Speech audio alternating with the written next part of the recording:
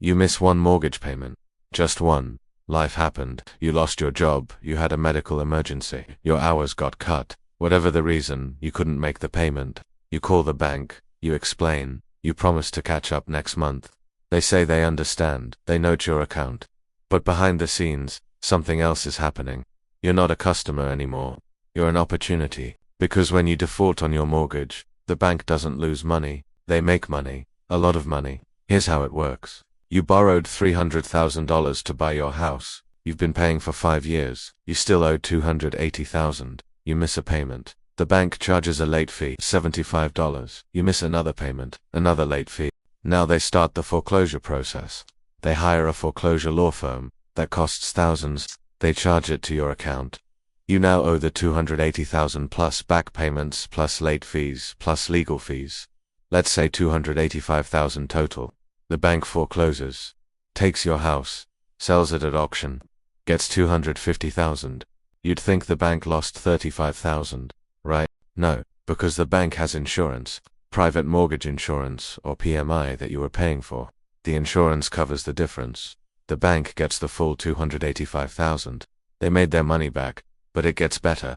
They also collect fees, late fees, legal fees, foreclosure processing fees. Let's say another $10,000. They made a profit, and they have the house back. They can sell it again, finance another mortgage, create another revenue stream. Your default was profitable for them. This is not an accident. This is the design. Banks don't fear foreclosures. They profit from them. And during the 2008 housing crisis, this system revealed itself completely. 9 million foreclosures. Millions of families lost their homes. And banks made billions. They crashed the economy through reckless lending, got bailed out by taxpayers, then profited from foreclosing on the victims of the crisis they created. In the next 10 minutes, I'm going to show you exactly how banks engineered the foreclosure crisis, how they profit from your default, why they often foreclose even when it makes more sense to modify your loan, and why this is one of the clearest examples of how empire economies extract wealth from citizens through legal mechanisms that benefit institutions while destroying families. Because foreclosure isn't about recovering losses, it's about maximizing profit, and understanding that changes everything. Let's start with the basics, because most people don't understand how foreclosures actually work. When you buy a house with a mortgage, you don't own the house. The bank does. You're buying it over time. If you stop paying, the bank takes it back. That's foreclosure. Simple enough. But here's what makes it profitable. First, you've already made payments. Let's say you bought a house for $300,000. Put down $30,000, borrowed $270,000, you pay for 5 years, you've paid about $90,000 total. But because of how mortgage amortization works, most of that went to interest, not principal. You still owe about $250,000. The bank has collected $90,000 from you, still has a $250,000 asset, the house, and if you default, they get to take it back and sell it again. They essentially double dip. They got your $90,000, they get the house worth $250,000 or more, and they finance it again to a new buyer. You, meanwhile, lost everything. Your $30,000 down payment, gone. The $90,000 in payments, gone. Your credit's destroyed. Your family displaced. But that's just the beginning. Second, private mortgage insurance. If your down payment was less than 20%, you are required to pay PMI. This insurance protects the bank, not you. If you default and the house sells for less than you owe, PMI covers the bank's loss. You paid for insurance that benefits the bank. And during the foreclosure crisis, PMI companies paid out billions to banks. Third, fees. Banks charge fees for everything. Late fees, NSF fees if your payment bounces, legal fees for foreclosure proceedings, property inspection fees, property preservation fees if the house is vacant. All of these get added to your balance. You owe more. The bank collects more. Fourth, servicing fees. Most mortgages are serviced by companies separate from the original lender. These servicers make money from fees. Foreclosures generate more fees than performing loans. So servicers have an incentive to foreclose rather than modify loans. This is documented. Servicers were caught steering borrowers into foreclosure when loan modifications would have been better for everyone. Fifth, selling the foreclosed property. Banks take the house, sell it at auction or through real estate agents, and often sell it for close to market value, sometimes for more than the borrower owed. Any surplus should go to the borrower. In practice, it often doesn't. Banks find ways to claim costs that eat up the surplus. And even when the house sells for less than owed, PMI and creative accounting mean the bank doesn't lose. Now let's talk about the 2008 crisis, because this is where the system fully revealed itself. In the run-up to 2008, banks were lending recklessly.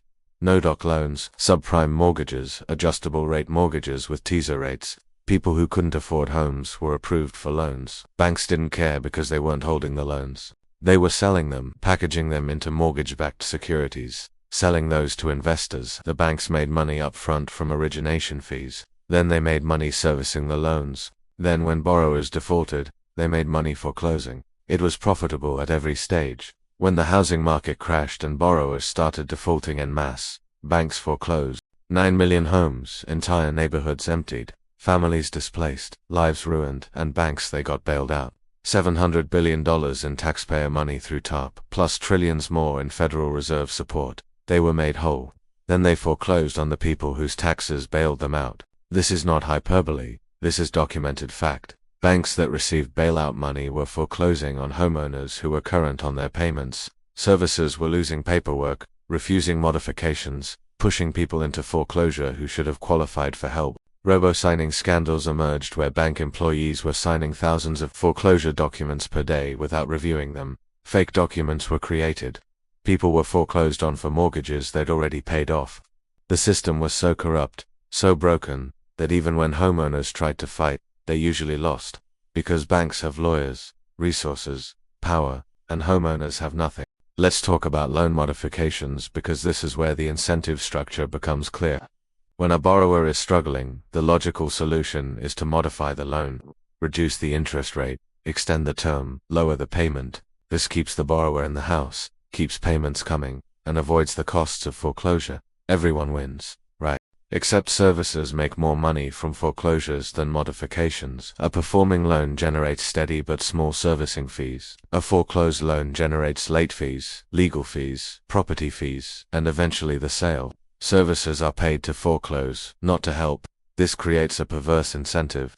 Even when modification makes economic sense for the lender, servicers push toward foreclosure. During the crisis, the government created programs to incentivize modifications. HAMP, the Home Affordable Modification Program. Banks were paid to modify loans, but they didn't. They slow-walked applications, lost paperwork, denied modifications on technicalities, foreclosed while modification applications were pending. This was widespread. Homeowners testified to Congress, journalists documented it, but it continued. Why? Because foreclosure was more profitable. The system was designed to push people into foreclosure, not save them from it. Now let's talk about the human cost, because behind every foreclosure is a family. Children forced to change schools, families moving into cars or shelters, credit destroyed for 7 years, making it nearly impossible to rent or buy again. Jobs lost because of the stress and instability. Health problems from the trauma. Marriages destroyed. Communities devastated. Entire neighborhoods of foreclosed vacant homes. Property values plummeting. Crime increasing. The social cost was incalculable. But for banks, it was just business. Profitable business. And here's the thing, most of these foreclosures could have been prevented. If banks had modified loans, accepted lower payments temporarily, worked with borrowers, most people would have kept their homes. The economy would have recovered faster, communities would have stayed intact, but that would have been less profitable. So banks foreclosed, and they did it with impunity. Almost no one went to jail. The banks paid some fines, billions of dollars in settlements, but those fines were a fraction of the profits they made. Cost of doing business, and the executives who made the decisions, they kept their bonuses, kept their jobs, got richer, while millions lost everything.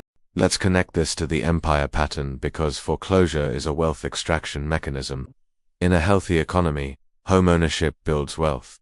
You buy a house, you pay it off over time. You build equity.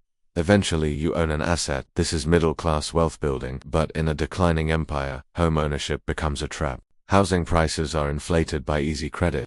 You buy at the peak, you're underwater almost immediately. Then a crisis hits. You can't pay. The bank forecloses. You lose everything. The bank takes the house, your down payment, all your payments, and sells it again. Wealth transfers from you to the institution. This is extraction, and it's systematic. It's not a few bad actors, it's the way the system is designed. Banks have structured mortgages, servicing contracts, and foreclosure procedures to maximize their profit from your failure. And the legal system protects them. Foreclosure laws favor banks. You have limited rights, limited time to respond, limited access to justice. Banks have teams of lawyers. You have maybe one if you can afford it. The system is rigged. And during times of crisis, the extraction accelerates. Millions of foreclosures in a short time. Massive wealth transfer from the middle class to banks and investors who buy the foreclosed homes cheap and rent them back to the displaced families at high rents. This is empire decline. The institutions devour the citizens.